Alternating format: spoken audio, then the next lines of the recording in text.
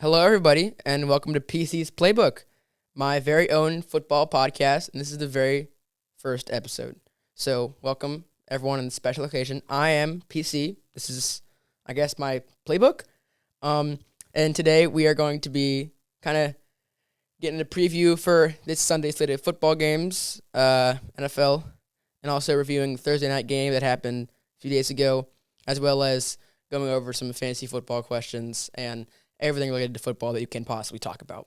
So let's get right into it. So let's start out by, of course, talking about the Thursday night football game that happened. Patriots-Jets. Patriots winning 27-14 in, a game that really wasn't 27-14 when you watched it. It seemed like the Patriots controlled every aspect of this game, especially the running game, in which they had Trayvon Henderson, who has not really gotten many touches until this point in the last 2 weeks, run for 2 touchdowns, catch one, have over 60 yards rushing, and really just dominate the entire game, especially in the red zone, with 3 touchdowns all coming from in the red zone.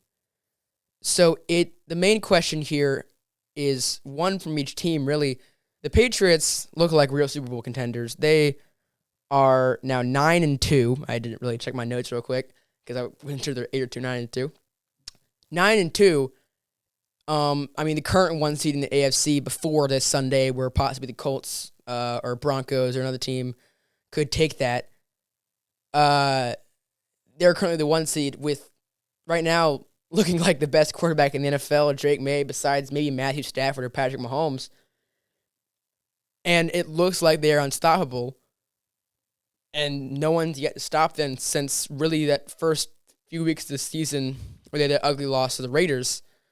And I'm not sure when their next really tough matchup is. I think they might play the Bills later in the season, but that'll be a fun game.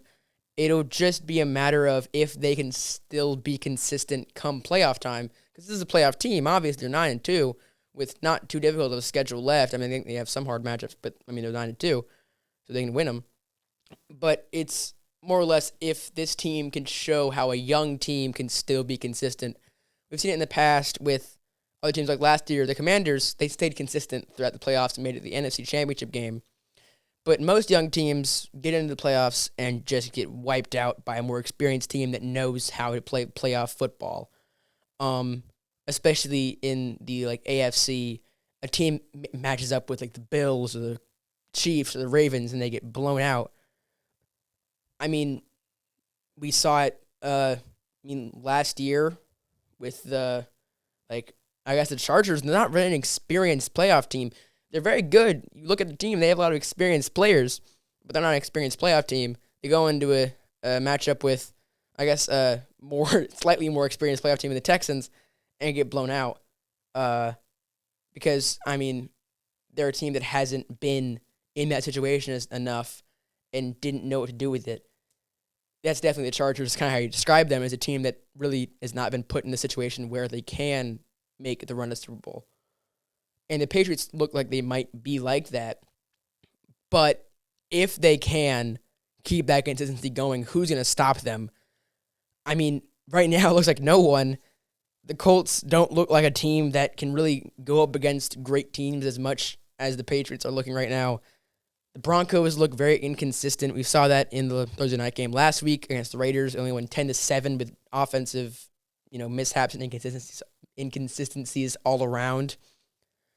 But the Ravens are good, the Chiefs are good, the Bills are good, but they're all struggling right now and might keep struggling. And the Patriots might not keep struggling. They might not struggle at all. I'm not sure what I said keep. They have not struggled yet. They're not struggling right now. They're on, a 8 or 7 game win streak, and I don't see why it would stop. Vrabel and Drake May seem to be the best head coach quarterback combo in the NFL right now. Which really leads me to believe that these guys are a real contending team and really can make a run, even with only a second-year quarterback and a lot of new guys that weren't here last year or rookies in their starting lineup. And branching off that, the other team they played against, the Jets, on Thursday, they might be the worst team in the NFL. It might have been a matchup of the best team in the NFL versus the worst team in the NFL.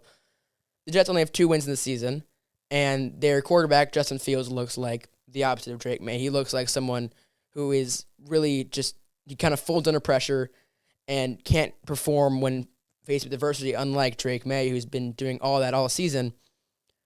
But Fields just looks like he is a shadow of his old self back when he was at Ohio State, and even back in some of the Chicago days where he looked good, where he looked like there was a reason why these fans were chanting, "We want Fields," or "We want Justin," instead of drafting Caleb Williams. And there's a reason why, he was good in Pittsburgh last season for a few weeks until he got benched for Russell Wilson.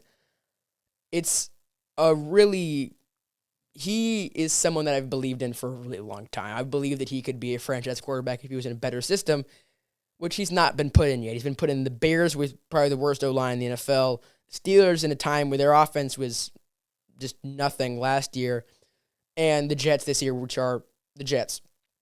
So it's hard to really say whether or not he is, the worst quarterback in the league. He's probably one of them, even if he was put into a system like the Niners or the Vikings, where it seems like every quarterback succeeds. I'm not sure if he would have been as good as these other quarterbacks that are on those teams, like Sam Darnold. But it's really hard to judge Justin Fields when he's on the Jets. It's hard to judge anyone when they're on the Jets. They don't have any good quarterbacks in the past because they think the only solve to a team's problems are their quarterback. That is just so false. An NFL team, we've seen this with Seahawks, seen it with other teams in the NFL right now, especially like the Niners. So the NFC West, really. An NFL team is built around the quarterback, but not from the quarterback.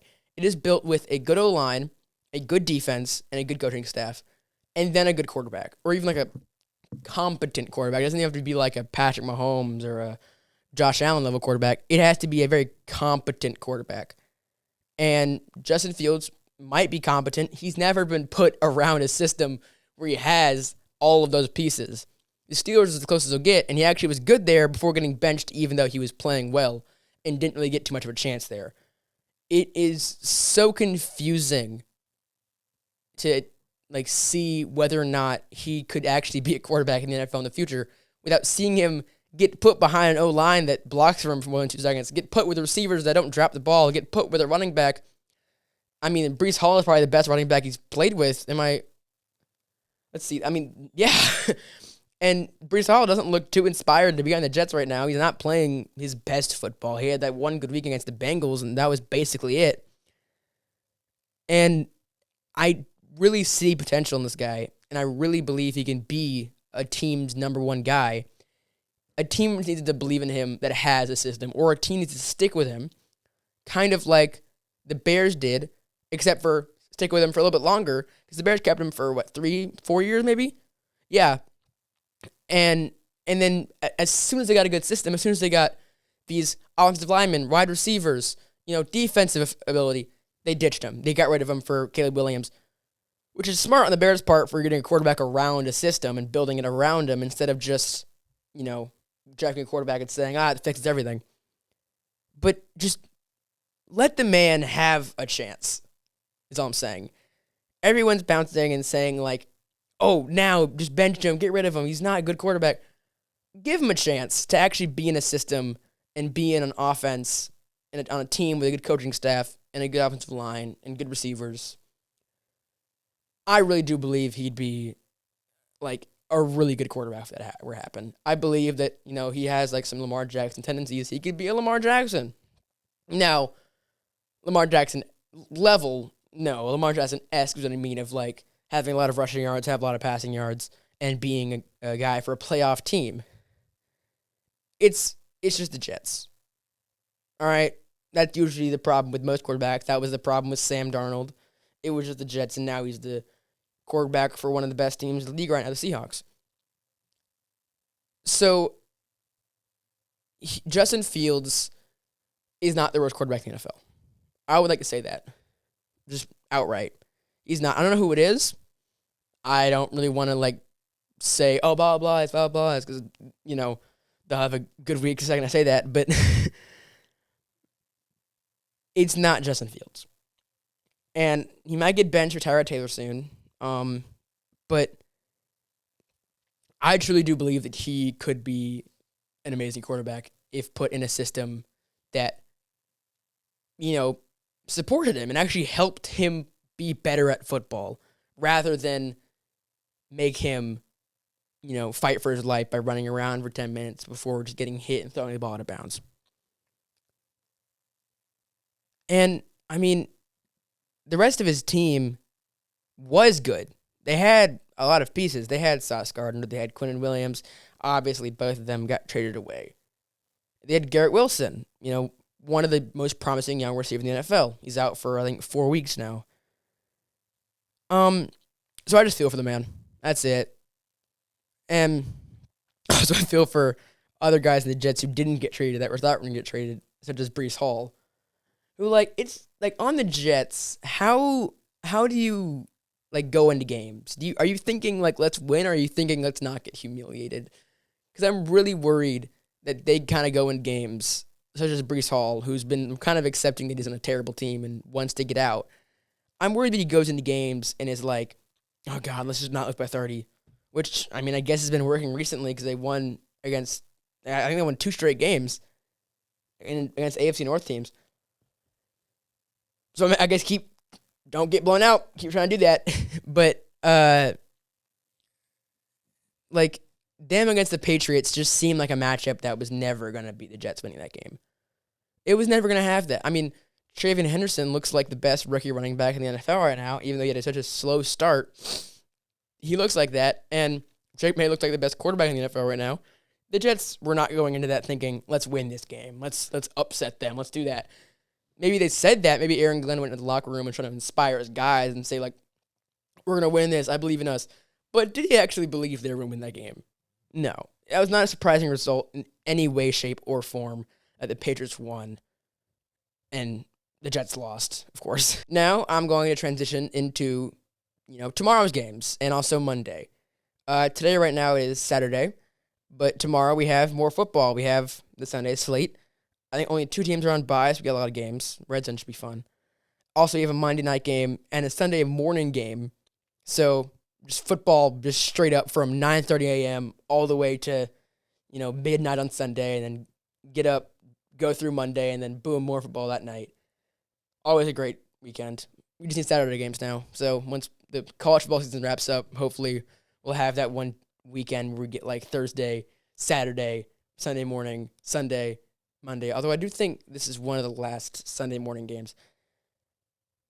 Well, speaking of Sunday morning games, Commanders, Dolphins, 9:30 a.m., and I think Madrid. Who am I picking to win that game? That is the question.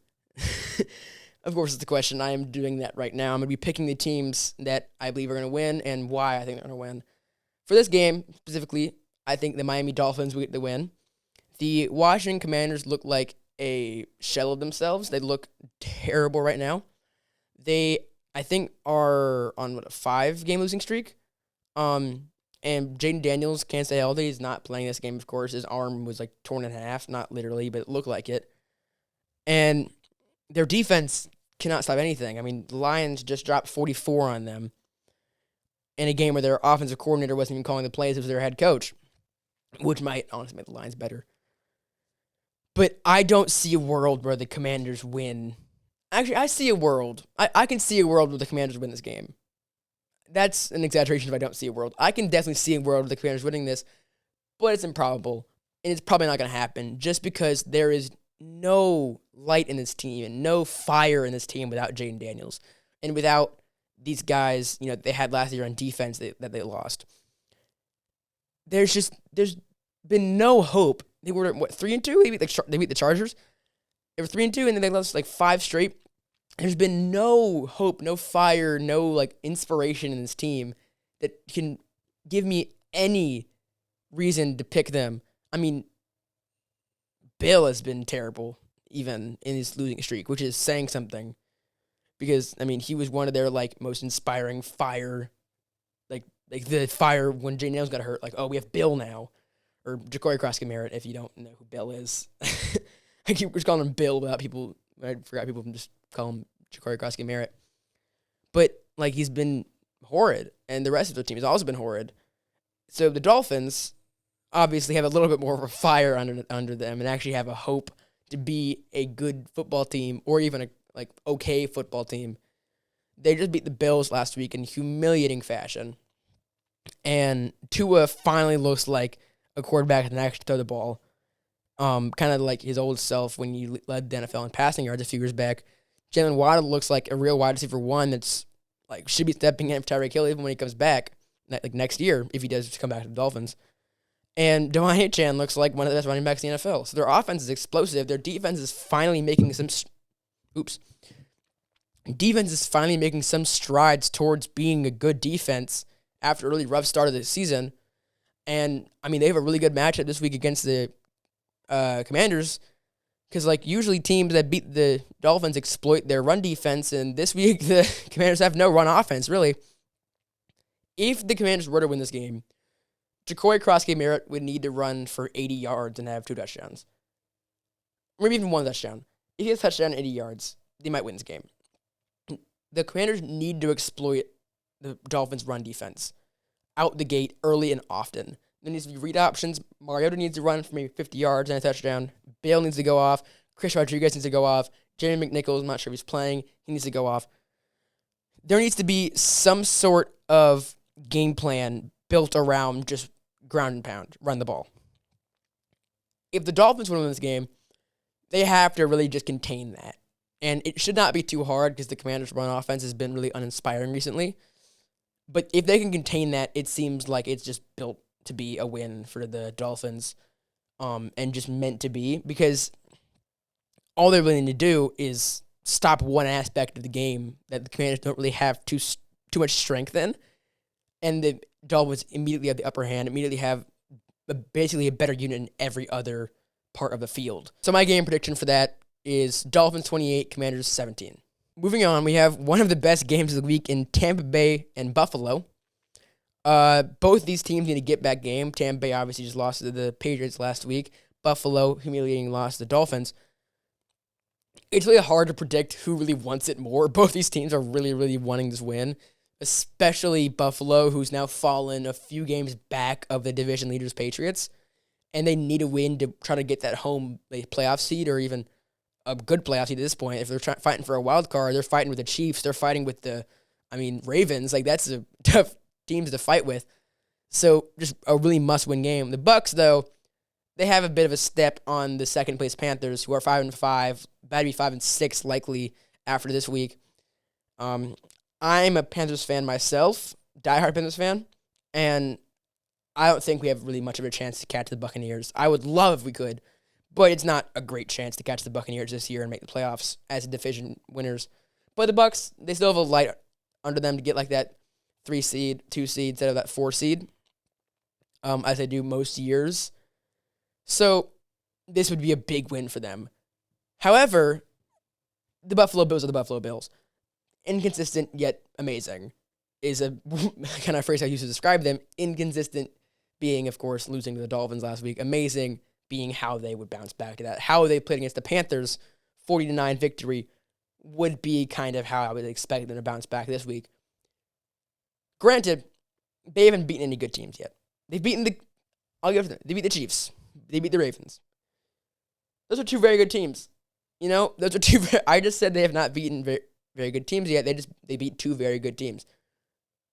2 very good teams that have combined 9 wins and are not very good teams this year.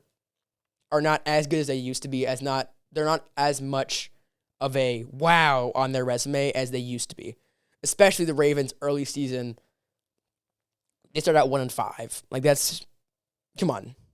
And the Chiefs, who had just a bad week against the Bills. That was not their best week. But also, also in those games, see those inconsistent moments, especially in the start of the game against the Ravens, down by a lot.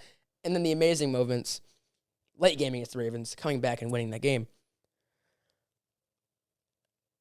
I just think the Buccaneers have so much more capability to beat good teams by being just purely consistent. So when it is a battle between 2 teams that are both very good, I think both teams better than these two teams that the Bills beat, and the Chiefs and the Ravens this year at least. The Bucs, I think, are better than both of them. It is going to be battle of consistency, which is why I'm picking the Tampa Bay Buccaneers 31-21. I think it's really going to be a battle of who gets more passing yards in this game. Both teams have very good running games. Especially the Bills with James Cook having a great year. But I think it's really going to be Baker versus Josh Allen, who can, sling it more to Emeka Egbuka or Dalton Kincaid, I guess, as the Bills' leading receiver. They really have no one to pass it to. But it's going to be a battle through the air. Moving on to the next game, we have the Houston Texans versus Tennessee Titans. Davis Mills is still the quarterback for the Texans, and the Titans still suck, quite frankly. So this one I'm not going to really go too much over like the last two, but I will say the Tennessee Titans are one of the worst teams, if not the worst team in the NFL right now. Cam Ward has been not great throughout the season, and the Houston Texans are finally on a roll. They have found their footing after that first half of the Jags game last week, where they kind of came back and won, and Davis Mills had an amazing game. The defense stepped up in the second half. And I see them to bring the energy into Nashville and take out the Titans and win this game. I'll say 35-10. I don't think it's going to be a close game at all. I think Davis Mills is going to keep, being a good quarterback as he was last week and keep showing the world why C.J. Stroud is not that good and really just put into a good system. Next up, we have Chicago versus Minnesota. This one is a bit more interesting. Of course, you have Chicago, who is a very good team as of late, is on a bit of a winning streak, just beat the Giants in a big comeback victory. And then the Vikings, who have been not great, especially with J.J. McCarthy back, had that big win against the Lions, but then got crushed by the Ravens last week in a fashion that was really just uninspiring and kind of hard to watch, if you know what I mean.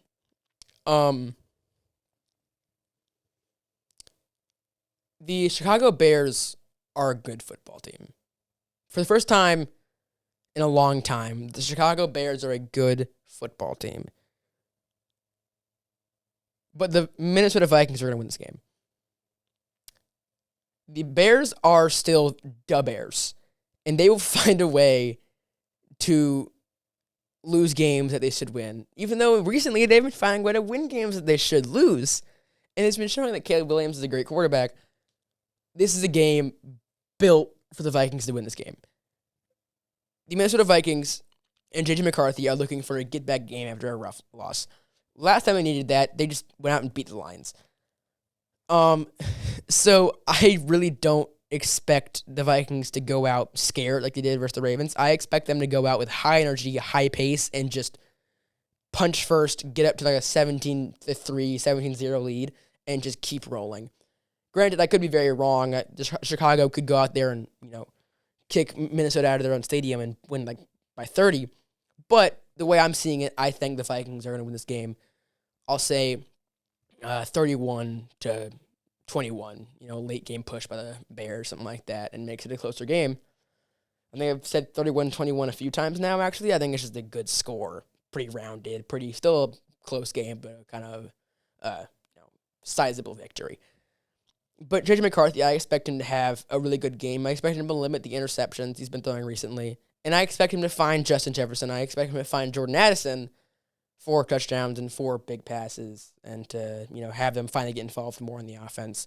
Also, Aaron Jones is active, and he's, of course, a big part of it. Him being back is huge. Next up, famous Jameis and the Giants versus the Green Bay Packers. Woo! You know how much I want to pick Jameis Winston to win a football game? It would be so fun to see Jameis Winston win a football game, especially at home against the Packers. It would be so fun to see. I'm not even like a Giants fan. I just love Jameis Winston. But I cannot in the right mind pick the Giants to beat the Green Bay Packers. I really want to hear some sort of quote from Jameis Winston, some sort of, like the God has burnt the horses in the battle in the snow, something like that he did last year. But I expect the Packers to get their get-back game that they've been looking for the past 2 weeks and just blow the Giants out. Micah Parsons might kill Jameis Winston, which would kind of suck because he's really funny. And, you can't be funny when you're dead. So my score prediction for that game is probably 28-10. I don't really expect the Giants to put up much of a fight. I expect Jameis Winston to put up a fight. He's going to try his best. But he's still in the Giants, and he's still playing the Green Bay Packers. Next up, we have the Pittsburgh Steelers hosting the Cincinnati Bengals. This game is very interesting because we saw the last time the Bengals played the Steelers, we saw Joe Flacco and Jamar Chase go off, and the Bengals win. But now we're looking at a game that's in Pittsburgh. We're looking at the Bengals on a losing streak here. We're looking at them to really need a win for both teams. Pittsburgh trying to stay ahead of the Ravens, who are really quickly rising to the top of the division. And, of course, the Bengals, who really are one loss away from being out of the playoffs entirely, because doing the same thing I do every year and start slow, going to end fast probably, and then just miss the playoffs and be watching the games from the couch, even though they're a team that's better than most of these teams in the playoffs, but have struggled with injuries. Joe Burrow this year especially. I have no idea. I'm going to make a pick. I will. But really, myself, this is the first game that I'm not really confident about picking. Because there's both sides. There's an argument that the team could win. The Steelers are the Steelers. They're consistent always, and they beat bad teams when they need to. And the Bengals right now look like a bad team. But granted, you also saw last time the Bengals played the Steelers, you saw the Bengals, just piece them up offensively. Jamar Chase especially. And we might see that again. We might see Chase Brown run for more than 10 yards a carry again like he did last time against the Steelers. But I am going to have to pick the Steelers just because they are the better football team right now. And they're playing better football right now than the Cincinnati Bengals. Next up, Chargers-Jags. Both these teams really looking to fight for that wild card playoff spot that most analysts are kind of suggesting that the Chiefs or Bills might have locked up. The Chargers and Jags are two teams fighting for that 5 and 6 seed and could make it over both those teams. And really a big game for that bid and for that fight in the playoff push, especially for the Jags, who have been kind of, I wouldn't say falling off, but having an off season ever since that big win against the Chiefs where Trevor Lawrence, fell over twice in a play and then ran in the end zone because Chris Jones didn't do anything. But this game, the Chargers really have just way too many options for the Jaguars to cover. They have Gatson, they have QJ, they have Lad McConkey, they have Keenan Allen. And I haven't really seen much from the Jags this season to suggest that they can stop all of those guys.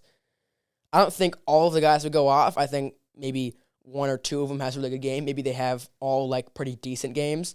But as a collective, they are probably the best four options combined in the NFL right now, as it stands. So I'm picking the Chargers to win this game, 28-24, in a close game, but they'll pull out of it eventually. Next up, arguably the game of the week, Seattle versus LA. Divisional matchup, two lost teams that are looking for, that division title this year. And really also the kind of the one seed in the NFC fight here between Seattle and the LA Rams. So it'll be really fun to see which team controls this game for most of it, because both of these teams have won games by just controlling it, just having the other team by their necks and saying, we're going to win this game. All right, it's over already. We've seen this with the Jags game in I think it was London for LA, and I also saw it last week against the Cardinals. Seahawks punching first and just saying, we're going to win this game, just accept it. Both those teams have done that this year. So it's really a matter of which will do it more tomorrow. Granted, I do think that the Seattle Seahawks will eventually have that moment where they're kind of just going, and kind of go down. Because we've seen it before. We've seen the story before. Sam Darnold has a good year, has a good groove, has one of the best receivers in the NFL, Justin Jefferson, Jack Smith-Njigba, and then falls off a cliff. I believe that's happening this week. I think it's happening against the Rams again. It happened against the Rams last year. Sam Darnold fell off when he played the Rams. going to happen again. Los Angeles Rams are going to destroy the Seattle Seahawks. 38-7. I believe Jackson Smith-Njigba will get like a garbage time touchdown, and everyone will be like, oh, he's the best receiver in the NFL, which he probably is. And I do like him very much. But the Rams are just a better football team and are going to absolutely pummel the Seattle Seahawks this week. Next up, we have San Fran versus Arizona, kind of the bottom two in the NFC West, although San Fran's also looking for a playoff spot. The wild card, I think they're the 6 or... No, I'm not going to say the next number. The 6 or the number after that seed right now in the NFC. But really just looking to get that, get back game after that loss versus the Rams last week. That was not really good for them. So I really do expect the Niners to win this game pretty easily. Jacoby Brissett looked good last week, but not good enough to beat the Niners, who are just a really consistent team, the good system. And Brock Purdy's coming back. This will be a Niners win. I'll say 27-14. Baltimore, Cleveland, same thing. Just a better team than the Baltimore Ravens. Lamar, fully healthy, has been amazing since his injury. And they are looking to be that 1 seed in the AFC North, looking to already push for that. Something that was really categorized as like, a late season push by the Ravens could happen. And they could maybe, steal that 1 seed from the Steelers. But they're already making the push, and it's week 11. So it's really crazy to see that. And I do believe they win this game pretty easily, maybe 28-13. But it'll be a matter of whether or not this will be enough to bench Dylan Gabriel, put in Shedeur Sanders, give him a chance. And also, it'll be a matter of whether or not the Ravens can really get past this Browns defense that has been good recently and has kind of locked them up in the past. Last year, we saw an embarrassing loss from the Ravens in a very similar game. That could happen again. The Browns winning this game would be shocking, but it wouldn't surprise me. Although those two words mean the exact opposite, shocking and not surprising. But yeah, the Ravens win this game pretty easily, I would say, and Lamar Jackson's a good game. Now, the Chiefs and the Broncos, that is one of the games, man. That is a good game. Broncos, right now looking to be, sharing that 1 seed spot with the Colts and the Patriots.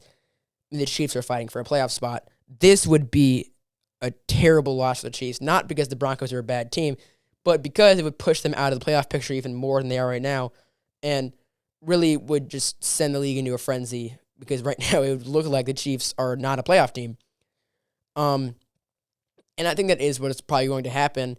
The Broncos look like one of the best teams in the NFL right now. They have, one of the best defenses I've ever seen in my lifetime, led by Nick Bonito and Patrick Surtain, who could be back-to-back DPOYs on the same team, as well as having an offense that has been inconsistent, but also has been good in the past. You've seen Bo Nix, go off in the late of that Giants game and Eagles games and really show why he was drafted in the first round last year, and show why everyone thought he was going to be, the Broncos franchise guy. So I think the Broncos will win this game, maybe 21-17. Low-scoring game, but they pull it out.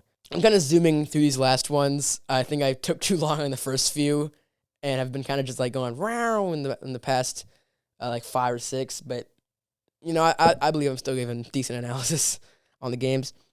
Sunday night game, we have Detroit versus Philadelphia, which should be a really good game, especially because it's kind of the fight for that 1 seed in the NFC. I'm saying it again, but the Rams and the Seahawks said the same thing. Those 4 teams are right now four of the best teams in the NFC, 4 of the best teams in the NFL.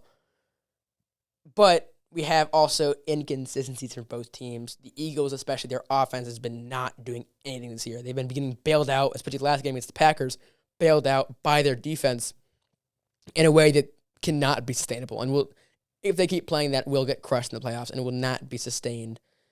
Meanwhile, the Lions have lost bad games. They've lost these games to the Vikings. They've had bad losses that they could really have avoided, and really shouldn't have lost.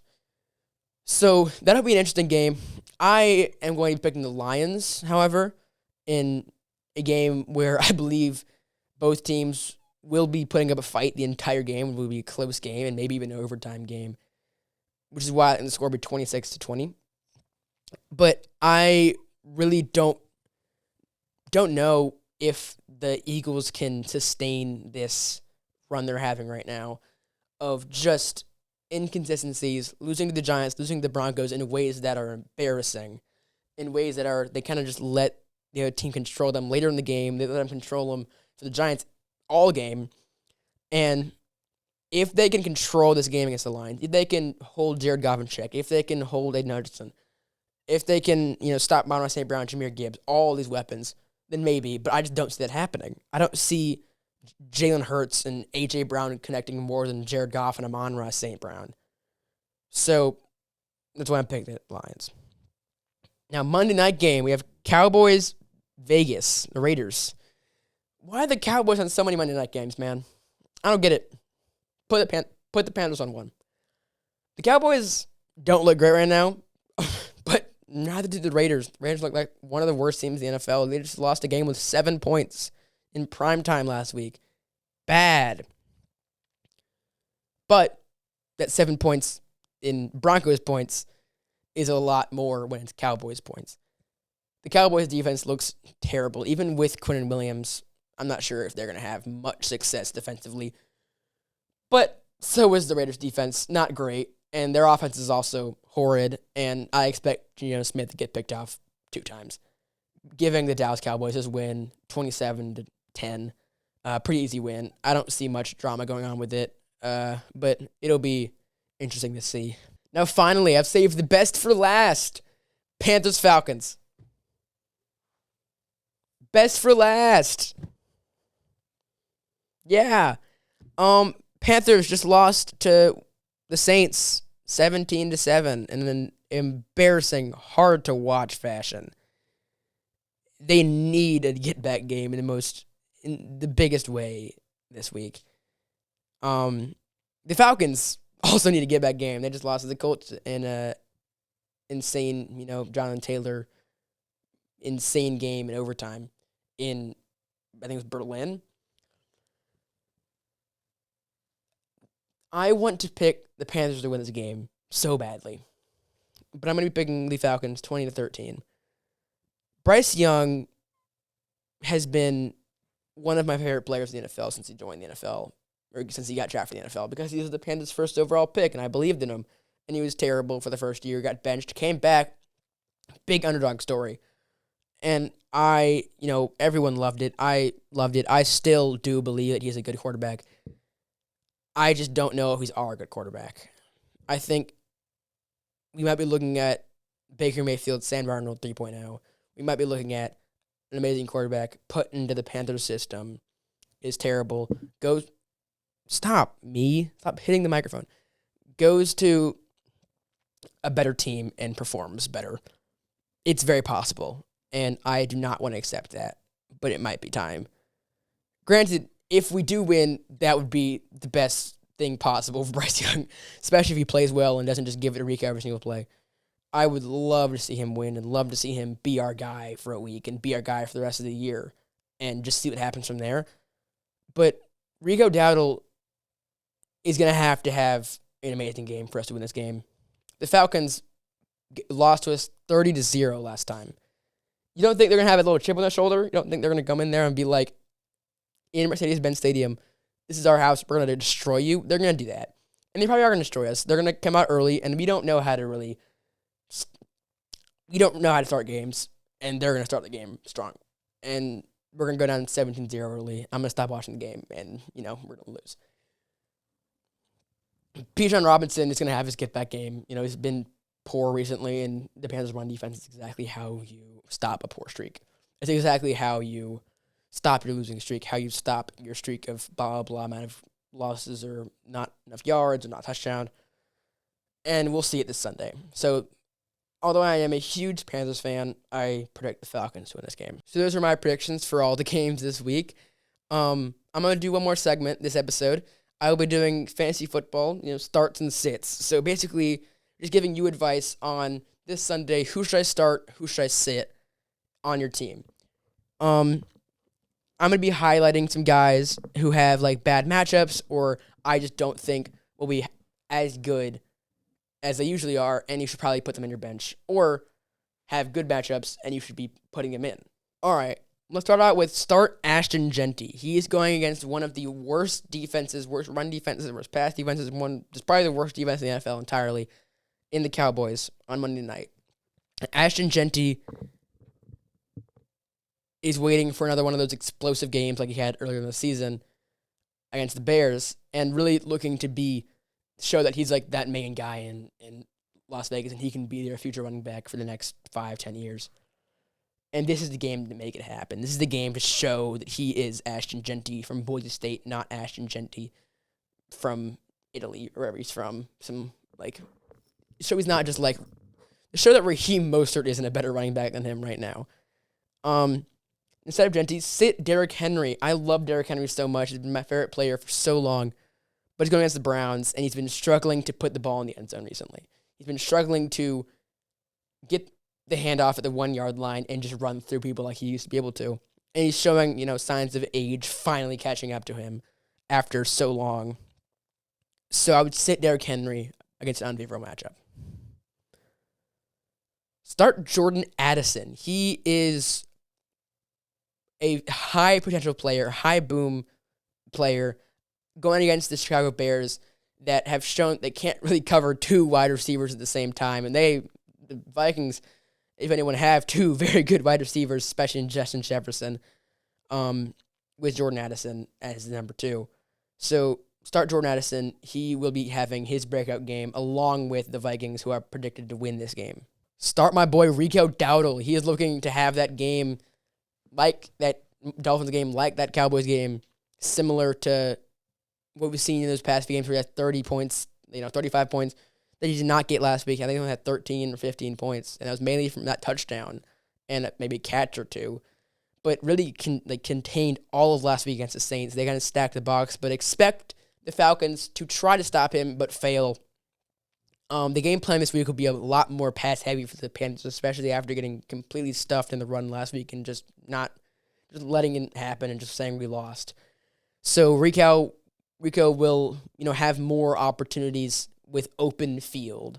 He won't just be getting the ball every single time. Probably have less carries than usual, but I bet that those carries that he gets will be more valuable. I bet if the Panthers have a more pass-heavy, game plan, as I predict they will, I believe the Falcons have to spread out the field and let Rico, have some sort of a day. Let Rico have like 100 yards, have his 2-touchdown day, and go off. For Rico, I would sit Kamani Vidal. He's looking like he's kind of slowing down ever since he had that kind of week or 2-3 weeks run of being a top fantasy running back, being an instant starter. Sit him right now. He also is looking to be, this is probably his last week as a starting running back in the NFL. Ryan Hampton might be coming back soon. They have a bye next week. So it's kind of hard to say if he'll be playing well. I mean, the Jacksonville Jaguars aren't the best run defense. They aren't the worst run defense also. But just too many options, too many mouths to feed in LA. I don't see Kamani Vidal having a great game. And if you have him, I'd suggest just trading him away. Because if you're going to sit him this week, then you're probably going to cut him after that because Ryan Hampton's coming back. So trade him away. Start Aaron Rodgers. He had an amazing game last time he played the Bengals, I think 4 touchdowns, and I don't see that stopping. He is, one of the best quarterbacks of all time against one of the worst defenses of all time. This may sound crazy, but sit Patrick Mahomes, playing against the second best passing defense in the NFL. Maybe the first best, honestly. That's just what the ESPN Fantasy app says, second best. I do not really see him having too good of a week. I see this Broncos-Chiefs game being really a matchup of kind of just who has a better defense, and that is the Broncos. And if Mahomes does anything, it'll probably be maybe overlooked by some interceptions, maybe some Patrick Surtain greatness. I see Mahomes, having maybe a 15-point game, but if you have guys like Aaron Rodgers, I'd start him over Mahomes just because of the matchup. Sit Rachaad White versus the Bills. The Bills are not a good run defense. They're not, all right? Let's just get it out of the way. Not a good run defense. But he's been getting outplayed by his fellow running back, Sean Tucker. Even with Bucky Irving out, Sean Tucker has been more efficient and just better than Rachaad White. Sean Tucker will get more carries, will take over a lot of the duties in the red zone, out of the red zone, really everywhere. Probably take around like half of Rachaad White's snaps, which devalues him entirely in fantasy. Instead, start Woody Marks versus the Titans. The Titans have been looking terrible defensively, run and pass, and really offensively everywhere. They've been terrible. The Tennessee Titans, they're not great.